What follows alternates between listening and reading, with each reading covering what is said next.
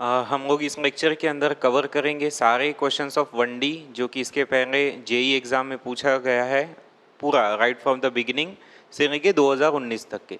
2020 वाले question next video में बना लेंगे। अच्छा, इसमें क्या क्या कवर हो रहा है? सारे क्वेश्चन जो जेई मेंस में पूछे हैं और वो सारे क्वेश्चंस जो जेई एडवांस में भी पूछे हुए हैं, ठीक है। कुछ एक सब्जेक्टिव क्वेश्चंस भी इसके अंदर डिस्कस करते हैं। आज जानते हैं पहले आईआईटी का एग्जाम सब्जेक्टिव होता था, वो भी क्वेश्चंस मैंने इसमें इन्वॉल्व किए हैं। पहले शुरू कर लेते 2019 के क्वेश्चन खत्म कर लेते ना। काफ़ी हेवी तरीके से मैथमेटिक्स का इस्तेमाल हुआ है, अभी आप देखेंगे यहाँ पे सारे ही क्वेश्चंस में। पहला क्वेश्चन है, a ball is throne upward with an initial velocity v not from the surface of earth. The motion of ball is affected by a drag force m gamma v square. Gamma is a constant, v is instantaneous velocity. Time taken by the ball to rise to its zenith. अच्छा, ये इसके बारे में जो options आपको दे रखे हैं वो सारे के सारे ऑप्शंस देखिए tan इनवर्स के फॉर्मेट में दिए हैं, ABCD। चेक करेंगे हम लोग कि कौन सा ऑप्शन सही है। क्वेश्चन को एक बार वापस यहाँ पे समझ लीजिए। आपने सरफेस ऑफ अर्थ से एक बॉल को ऊपर फेंका, कितने स्पीड से? v नॉट स्पीड से। और ये बॉल है जो है अपने टॉप मोस्ट पोजीशन पे पहुंचेगा। टॉप मोस्ट पोजीशन पे वेलोसिटी कितना हो जाता है? 0 हो जाता है। तो इसको वहां पहुंचने में कितना टाइम लगेगा, टाइम आपसे पूछा जा रहा है। हम तो जानते हैं कि जब बॉल को आप ऊपर फेंकते हैं तो उसके ऊपर gravity on the opposite side काम करती है, तो रिटार्डेशन नेचुरली होता ही है ग्रेविटी। अपार्ट फ्रॉम ग्रेविटी इसके ऊपर एक और ड्रैग फोर्स दिया है, एडिशनल ड्रैग फोर्स इन्होंने दे रखा है। वो कितना है? m gamma v square. अब जैसे कि हम सब जानते हैं कि अगर फोर्स को मास से डिवाइड किया, मतलब अगर इसको मास से डिवाइड किया तो आपके पास बचेगा gamma v स्क्वायर। तो ये क्या हो जाएगा? एक्सेलरेशन, या आप इसको रिटार्डेशन कह दो क्योंकि ड्रैग की बात कर रहे हैं। इस रिटार्डेशन के साथ में हम जानते हैं एक और चीज़ होती है, दैट इज ग्रेविटी। सीधा g लिख देता हूँ, तो इसमें प्लस g कर देता हूँ।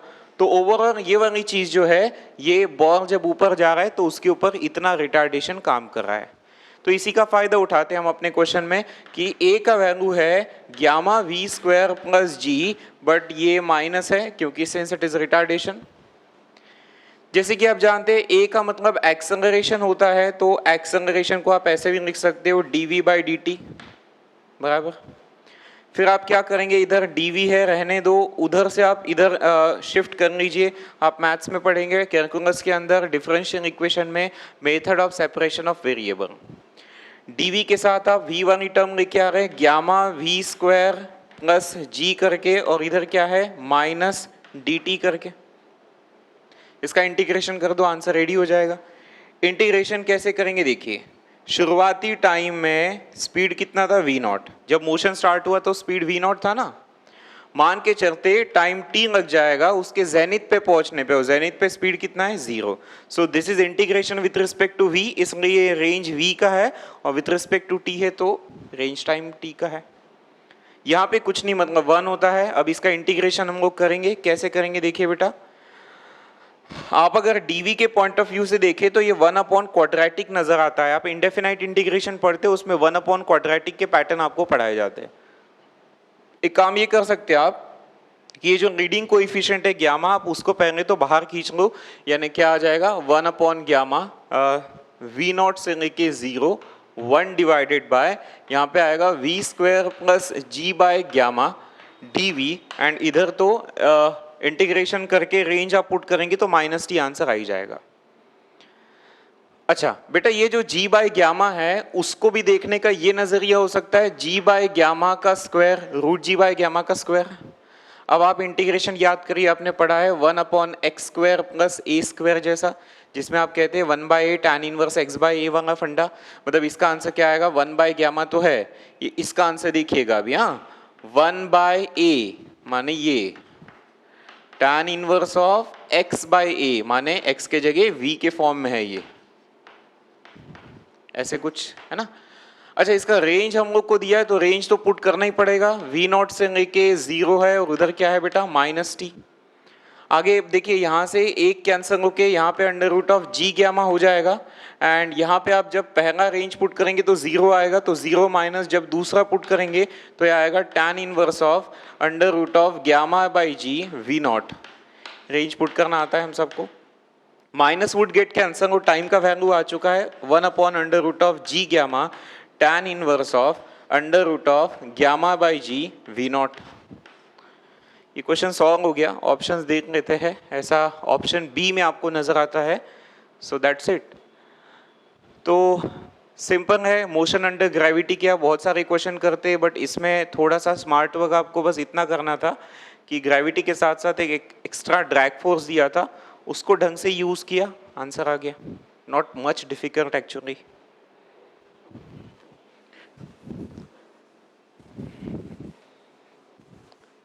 तो आप जितना चाहे फिजिक्स को मैथ से अलग कर ही नहीं सकते, है ना, मैथ्स तो आएगा ही आएगा इसमें।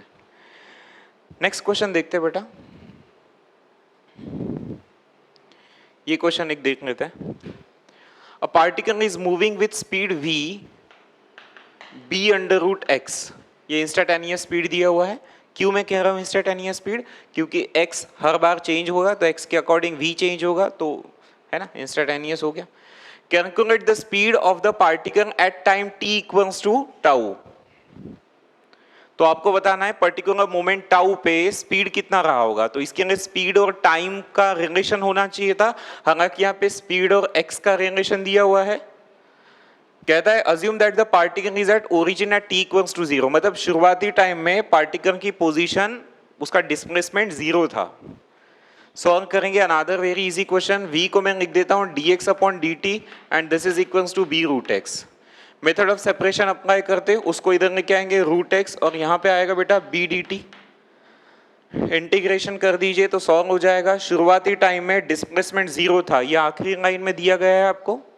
कुछ एक टाइम t में डिस्प्लेसमेंट x होता होगा, 1 बाय रूट x का इंटीग्रेशन जानते हो 2 रूट x होता है। रेंज है अपने पास 0 से लेके x b, यहाँ अगर आप इंटीग्रेशन करके रेंज पुट करेंगे तो t आ जाएगा, ये भी x पुट करके कितना वही आंसर आएगा 2 root x is equals to B T. तो अल्टीमेटली t का आंसर आ गया, t का आंसर है b बाय 2 रूट x। और उल्टा सोचिए, रूट x का आंसर निकाल लेता हूं ना मैं, ठीक है, रूट x का आंसर मैं निकाल लेता हूं बी टी बाई 2, ये रूट x की वैल्यू हो गई। इस रूट x को अगर आप ओरिजिनल इक्वेशन में पुट कर देंगे तो देखिए v क्या बन जाएगा, b रूट x के जगह आएगा बेटा बी टी बाई 2। सो यहाँ से आपको v equals to B square T by 2 मिला, तो v का आंसर बी स्क्वायर बाई 2 और टाइम t के जगह उन्होंने टाउ पुट करने बोला, तो आपका आंसर है बी स्क्वायर टाउ बाई 2। ये रहा आपका जेई का सवाल, फिर से सॉल्व हो गया, बहुत जल्दी से सॉल्व हो गया। इसका ऑप्शन फिर से बी दिया हुआ है, yes B square by 2 tau.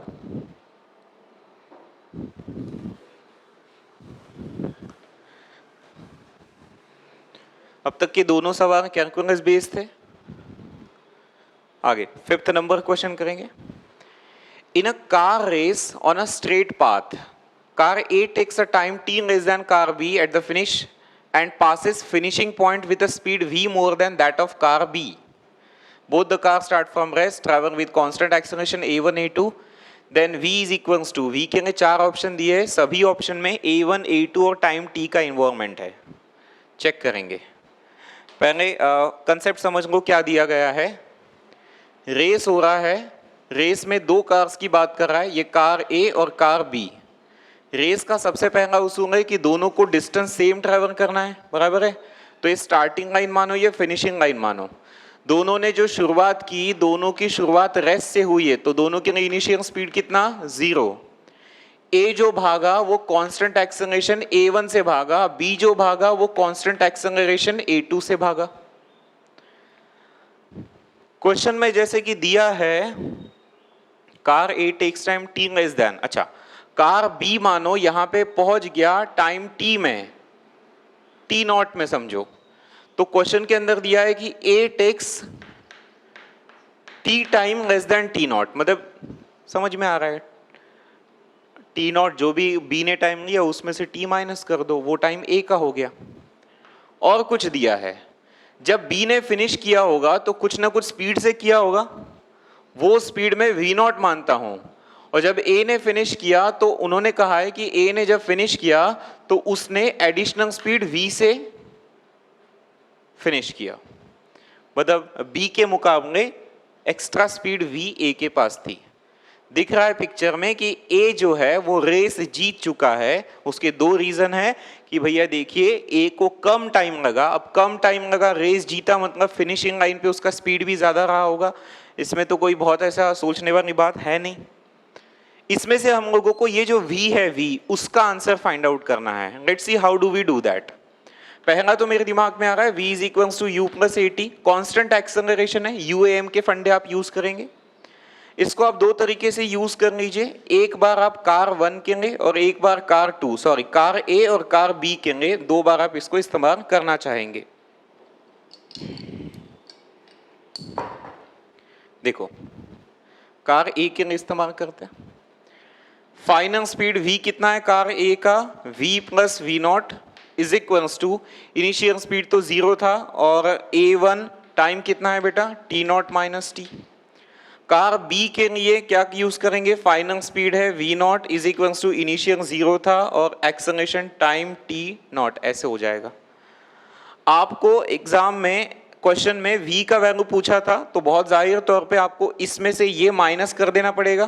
तो इसमें से अगर ये माइनस करोगे तो लेफ्ट हैंड साइड में क्या बचेगा v, और राइट हैंड साइड में देखिए यहाँ पे a1 t naught minus a1 t है, ये इसका राइट हैंड साइड हुआ और इसका राइट हैंड साइड बेटा a2 t नॉट हुआ।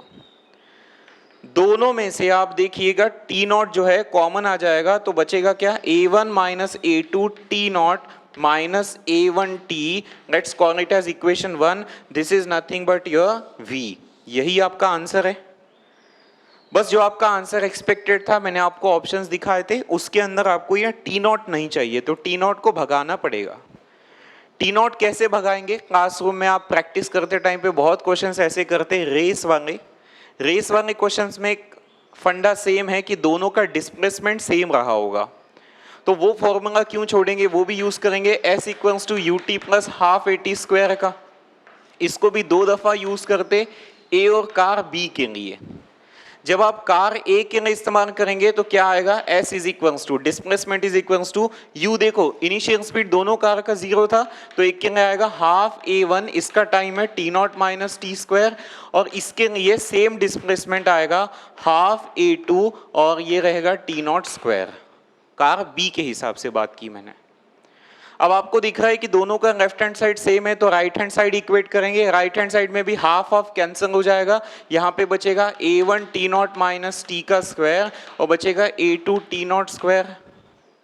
एक काम करते, दोनों तरफ स्क्वायर रूट कर लेते। स्क्वायर रूट वगैरह क्यों कर रहा हूँ, मुझे t नॉट की वैल्यू चाहिए, तो जब स्क्वायर रूट करोगे तो यहाँ पे इतना ऐसे आएगा।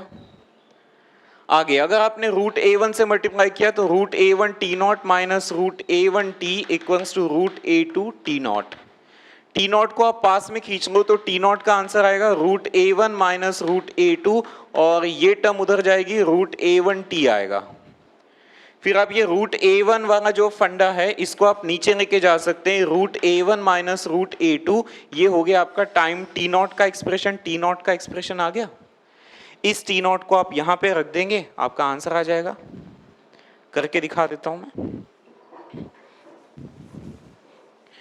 तो ओरिजिनली मैंने कहा था कि v का वैल्यू है a1 माइनस a2, जो टी नॉट यहाँ पे दिया है, ये जो टी नॉट आपको दिख रहा है उसके जगह अभी पुट करना है root a1t divided by root a1 minus root a2 and minus a1t। Solve करेंगे इसको अभी। दिस इज इक्विवेलेंट टू, इसको आप ब्रेक डाउन करिए, root a1 plus root a2, root a1 minus root a2, a square minus B square, a plus B a minus B वाले concept से। यहाँ पे आएगा root a1t divided by root a1 minus root a2 and here we have a1t, so this already getting cancel. बेटा जब root a1 से इसको multiply करोगे तो a1t आएगा और रूट a2 से करोगे तो क्या आएगा, plus under root a1 a2t, ये इसको भिड़ गया और साथ में फिर से है a1t which is getting cancel and finally we have got the answer a1 a2t। किसका आंसर है v का, तो एक्स्ट्रा स्पीड जो है v वो आपको यहाँ पे मिल चुका है। अगर अपने नोट्स में से आपने पढ़ाई की है 1D मोशन की तो एग्जैक्ट क्वेश्चन नोट्स में काफ़ी पहले से है, बिल्कुल अपने क्वेश्चन बैंक के अंदर है, ऑनलाइन क्वेश्चन बैंक में भी है, same to same question copy paste हुआ है जेईई मेन में। तो जिन बच्चों ने सीरियसली इसको क्लास में किया होगा, घर पे प्रैक्टिस किया होगा, उनको तो इतना सब सॉल्व करने की जरूरत ही नहीं पड़ी होगी, याद ही आ जाती ये चीज।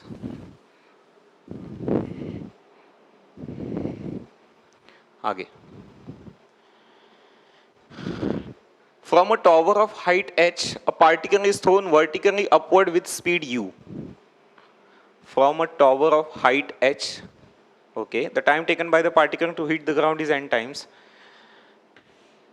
ये हाइट h है इस टॉवर का, यहां से आपने एक बॉल लिया, ये बॉल को आपने ऊपर फेंका विद स्पीड u, तो बॉल जब भी ऊपर जाएगा तो ऊपर जाके फिर से नीचे तो टकराएगा ही ना।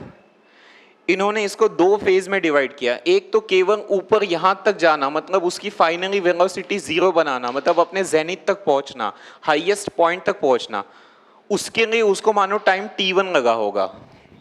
और दूसरा पूरा फेज कंसिडर किया कि यहां से ऊपर जाना और फिर उसका नीचे आना, मतलब ग्राउंड पे स्ट्राइक कर जाना, इसके लिए टाइम t2 लगा होगा। तो कौन सा टाइम बड़ा रहेगा? टाइम t2, वो तो ज्यादा टाइम रहेगा ना। क्या दिया है? ये जो t2 है ये n टाइम्स t1 है, जो भी टाइम t1 लगा होगा उसके n टाइम्स t1 है। आपको तीन लोग के बीच में रिलेशन फाइंड आउट करना है, h, u और n के बीच में रिलेशन फाइंड आउट करना है। कैसे करेंगे? सबसे पहले ये t1 वाला कंसेप्ट मानते हैं, आप यहां पे ये कंसेप्ट यूज कर सकते हैं v is equals to u plus at का। तो फाइनल स्पीड कितना है? 0 initial u minus G, motion under gravity है ना, बॉल ऊपर जाएगा, ग्रेविटी नीचे होती है, तो a की जगह माइनस जी आएगा। यहाँ पे टाइम t1 है, तो t1 का आंसर आ चुका है बेटा u बाई जी। अगर t1 का वैल्यू u बाई जी है तो t2 का वैल्यू क्या रहेगा? n u बाई जी, क्योंकि t2 is n times t1, ये आपको दिख रहा है, तो ये t2 भी आ गया। अब तो काम सही में आसान हो गया। अब आप पूरा ये पिंक वाला मोशन कंसिडर करिए, रेड वाला मोशन, मतलब पूरा मोशन, उसमें आप चाहे ये फॉर्मूला यूज कर ले, s is equals to U T plus half at square वाला कंसेप्ट। इसमें देखिए s मतलब डिस्प्लेसमेंट, तो यहां से लेके यहां तक का जो डिस्प्लेसमेंट है, डिस्प्लेसमेंट डाउनवर्ड्स हुआ है, तो इसके जगह माइनस h लिखोगे, यू टी t2 एक्चुअली पूरे इसके लिए टाइम t2 है ना, हाफ a के जगह माइनस हाफ g आएगा, ऐसे तो बहुत किया है हमने, और फिर यहाँ पे t2 स्क्वायर आएगा। अब t2 का वैल्यू तो ऑलरेडी पता ही है ना, तो फिर पुट करेंगे ना, माइनस h इक्वल्स टू यहाँ पे आएगा n u by G minus half g, यहाँ पे आएगा n square u square by g square. You already get a thing कि यहाँ से g आपका कैंसिल होगा, ये जो बचा g है, ये जो बचा g है, इसको इधर शिफ्ट कर दो तो gh हो जाएगा। आप चाहे तो 2 को भी मैनेज कर लो, यहीं पे लिख दो ना, यहाँ पे 2 और यहाँ पे 2 कर दो, तो इधर भी 2g दिखा, इधर भी 2g दिखा, 2g को इधर शिफ्ट कर लो तो कितना आएगा? Minus 2gh। अब यहाँ पे क्या बचा? ट्वाइस एन यू, क्या बचा लिख देता हूँ एक बार, ट्वाइस एन यू माइनस करके एन स्क्वायर यू स्क्वायर, ऐसा बचा है यहाँ पे। तो काम आसान हो गया, ट्वाइस gh का वैल्यू अगर माइनस आप उधर शिफ्ट करते हैं तो N square U square minus twice N U हो जाएगा, दोनों में से एन यू कॉमन आएगा, तो एन यू माइनस 2 ऐसा रहेगा आपका। अब वो ऑप्शंस में देखना पड़ेगा कि क्या डिमांड है इन लोगों का, तो कुछ यहाँ एक आध चीज़ मैंने गड़बड़ कर दी क्या, देखते हैं। हाँ जी, अच्छा ये यहाँ पे यू स्क्वायर हो जाएगा, माफ़ करिए, ये यहाँ पे यू स्क्वायर हो जाएगा ना, t2 का भी एक है, तो ट्वाइस एन यू स्क्वायर, यहाँ पे यू स्क्वायर, तो एन यू स्क्वायर कॉमन आएगा, तो यहाँ पे सिर्फ इतना आएगा। Yes, this is option given to you in the option number C.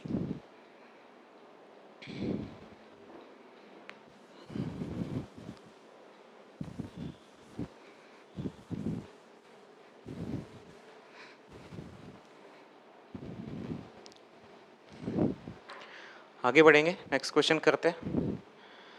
Next IIT 2004 का क्वेश्चन है, इजी क्वेश्चन है, 2 मार्क वाला।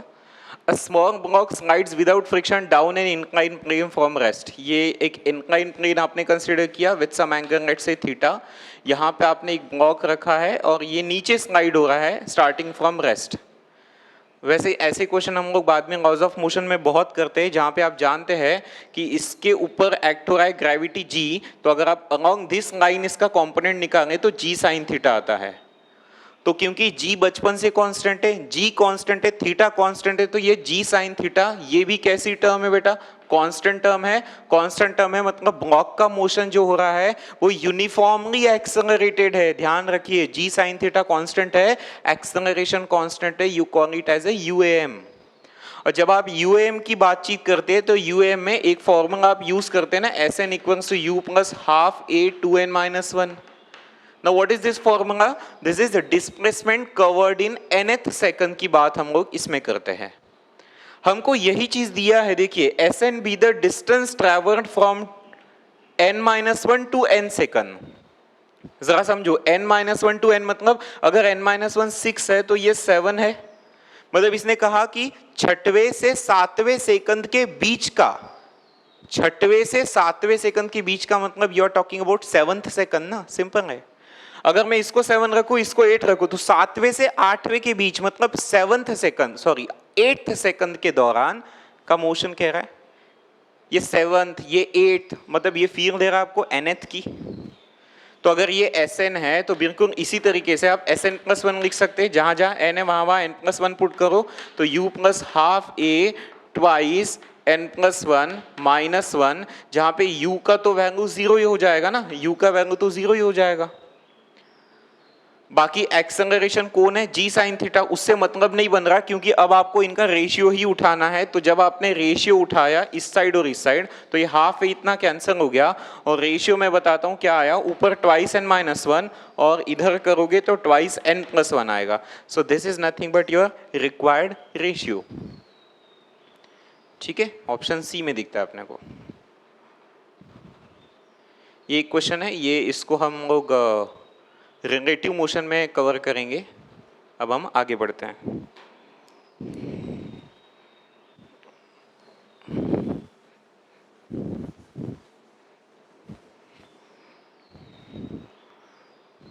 हाँ जी, 1998 में 8 मार्क के लिए एक क्वेश्चन पूछा, मतलब बहुत बड़ा कोई क्वेश्चन होगा. देखते क्या है. There is a particle whose mass is 0.02 kg is moving along the positive x-axis under the influence of force. आप x-axis में भाग रहे हो और आपके ऊपर ये फोर्स अप्लाई हो रहा है. इसमें k का वैल्यू दिया है 10⁻². ध्यान दो k का वैल्यू और मास दोनों सेम है. एट टाइम 0 मतलब शुरुआत में पार्टिकल की पोजीशन 1 मीटर दूर थी, ओरिजिन से 1 मीटर दूर है, and its velocity is v equals to 0. This is extremely important. तो शुरुआत में रेस्ट पे था, स्पीड 0 थी, बट शुरुआत में वो ओरिजिन पे नहीं बैठा था, ओरिजिन से 1 मीटर दूर बैठा था यहाँ पे. तो आपको ये दो सवाल पूछे, find its velocity when it reaches x 0.5 metre. तो इस पोजीशन पे वेलोसिटी निकालना है और दूसरा इस पोजीशन पे टाइम निकालना है. दोनों काम हम लोग करेंगे. मतलब एक बात तो पक्की है, पहली चीज का रिक्वायरमेंट रहेगा कि Vx का रिलेशनशिप निकालो, वेलोसिटी और x का, और दूसरी बार ये आपको दिख रहा है Tx का, टाइम और x का. ये दो रिलेशन डेवलप कर लोगे आपके आंसर बिल्कुल आ जाएंगे. इसमें देखिए कितना मैथ्स का यूज होता है. पहली बात मेरे को बताने दे, तो मास है 10⁻² kg और k का वैल्यू भी कितना है 10⁻² न्यूटन मीटर स्क्वायर. अच्छा, फोर्स दिया है, फोर्स कितना है -k/2x². तो आप सब लोग जानते हैं फोर्स अपॉन मास करोगे तो इधर भी मास करना पड़ेगा. मास और k दोनों सेम है तो कैंसल आउट हो जाएंगे. लेकिन फोर्स बाय मास क्या होता है? एक्सेलरेशन, जिसका वैल्यू यहाँ पे अभी अपने को दिख रहा है -1/2x².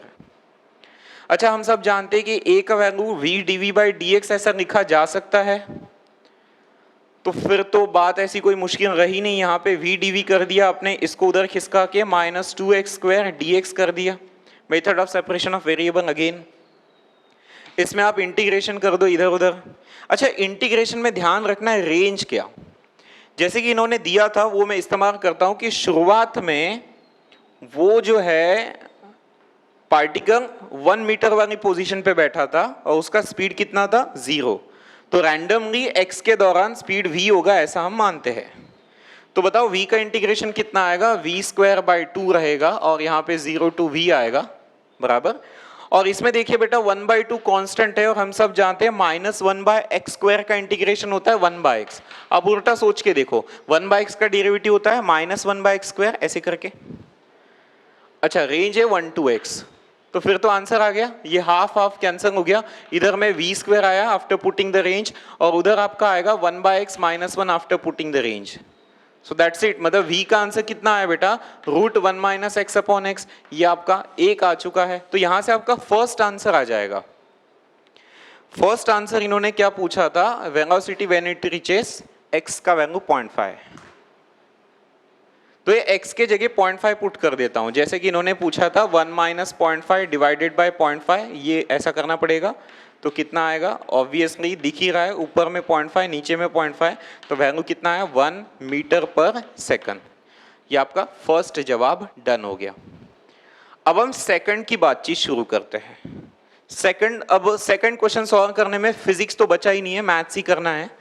क्या मैथ्स करना है, देखिए v का वैल्यू अभी आपके पास आया √1 - x अपॉन x।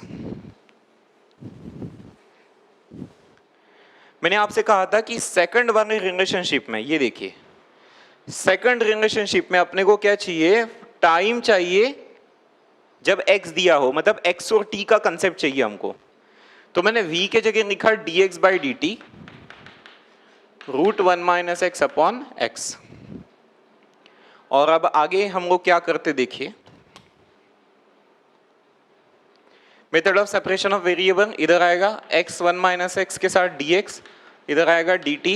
इंटीग्रेशन करने की पूरी कोशिश करते, जैसे कि क्वेश्चन में दिया था शुरुआत में डिस्प्लेसमेंट 1 था, उसका 1 के पोजीशन पे बैठा था, कुछ टाइम t पे वो डिस्प्लेसमेंट हो जाता होगा 0.25, क्योंकि इन्होंने पूछा है ना 0.25 करके, ठीक है।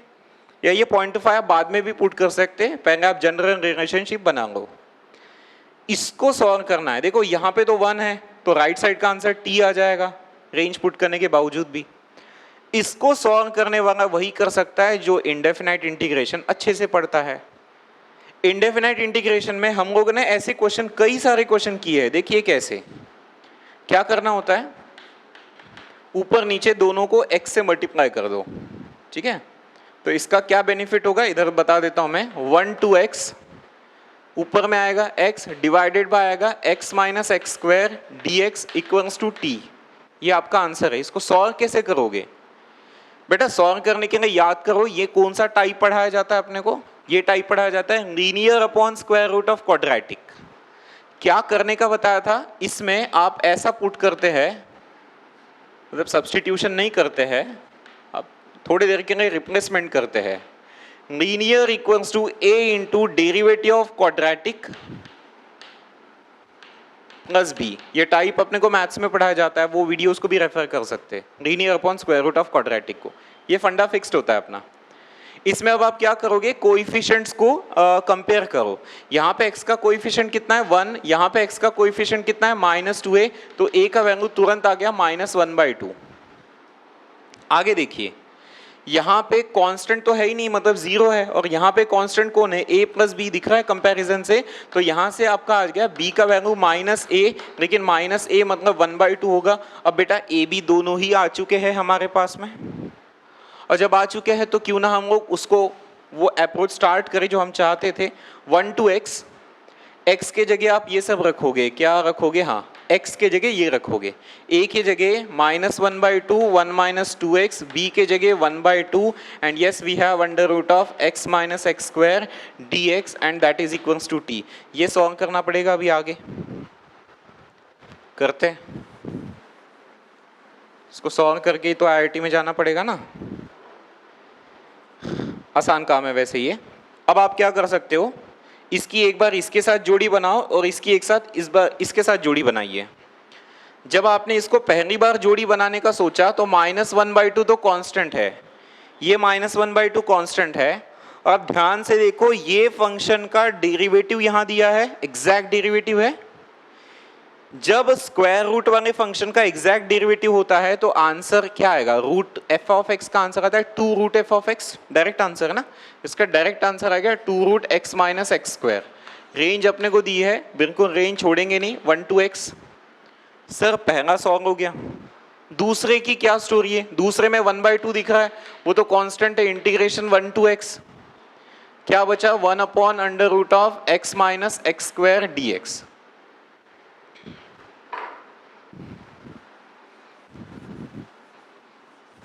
ये इतना बचा है अभी अपने पास। 2 गेटिंग कैंसर, जैसे ही आपने x पटका ये एज इट इज हो गया, माइनस करके जैसे ही आपने 1 पटका तो 0 हो जाएगा, तो फायदा ही नहीं रहा। मतलब अब आगे देखिए 1/2 क्या आंसर आ रहा है, ये बेटा 1 upon square root of quadratic है, इसको कैसे ये कराते देखिए, ये भी हम लोगों ने पढ़ा है बहुत बार कि जो लीडिंग कोएफिशिएंट है उसको पॉजिटिव 1 बनाओ तो ये आएगा एक्स स्क्वायर माइनस एक्स। इसको सॉल्व करने के लिए आपको कंप्लीशन ऑफ स्क्वायर करना पड़ेगा, तो कंप्लीशन ऑफ स्क्वायर करते हैं ऐसे कुछ,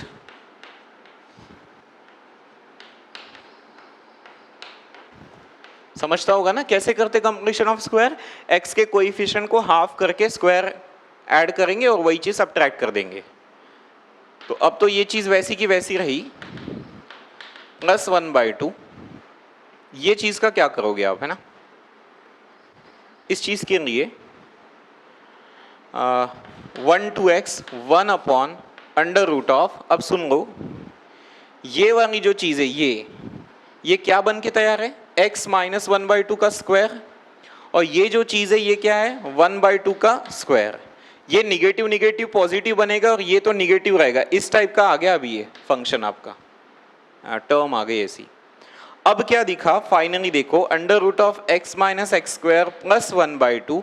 अब इसकी बात करते, ये 1 upon under root of A square minus X square जैसा दिख रहा है, मतलब कि ये हो जाएगा sine inverse of x by A type का, x माइनस 1/2 अपॉन 1/2 टाइप का।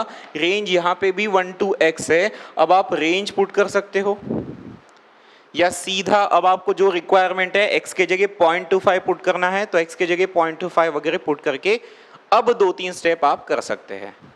इसका जो फाइनल आंसर आता है, अप्रोक्सीमेट फाइनल आंसर 1.48 मीटर आता है। मैं जानता हूं कि इसके आगे का कैलकुलेशंस थोड़ा डिफिकल्ट हो सकता है, 0.5 का स्क्वायर करो जी, ये करो वो करो, सारी चीज़ें है ना, बट कर सकते, मुश्किल ऐसा है नहीं। अप्रोक्सीमेट आंसर 1.48 मीटर आएगा। तो क्या सीखा आपने, फिजिक्स के अंदर का क्वेश्चन है but totally based on calculus, पूरा मैथ्स इसके अंदर इन्वॉल्व हुआ, और इंटीग्रेशन उतना आसान नहीं है, लग रहा है कि जैसे मैथ्स का पेपर हम लोग कर रहे हैं। ये जो मैंने इंटीग्रेशन अभी आपको ये करवाया, इसका दूसरे भी मेथड्स आते हैं। आप जब इंटीग्रेशन पढ़ते हैं तो you learn multiple methods of handling a single question, तो वो आप ट्राई करके देख सकते हैं आप अपना अपना मेथड, ठीक है।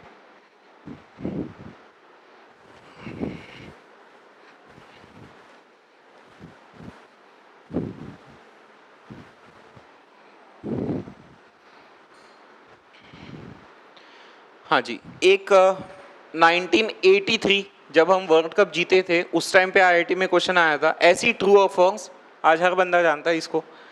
2 balls of different masses are thrown vertically upward with the same speed।